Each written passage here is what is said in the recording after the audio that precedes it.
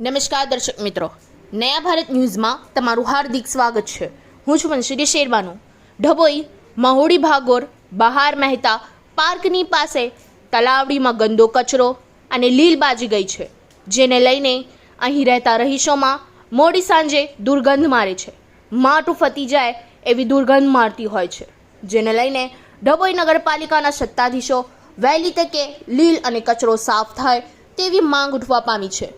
ડભોઈ શહેર એક તરફ સ્વચ્છતા અભિયાનની વાતો કરવામાં આવે છે ને માત્ર કાગળ પર જ હોય સ્વચ્છતા અભિયાન એવું લાગી રહ્યું છે, ત્યારે મહુડી ભાગોર બહાર મહેતા પાર્ક વગેરે 10 ઉપરાંત સોસાયટીઓ પાસે આવેલી તળાવડીમાં ગંદકી, કચરો અને લીલબાજી જવાથી હાલ ભર ઉનાળો ચાલી રહ્યો છે।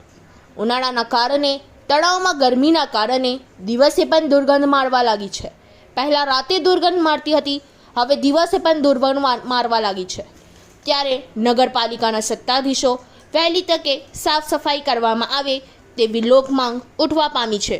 Bureau report Lalabhai ભાટિયારા।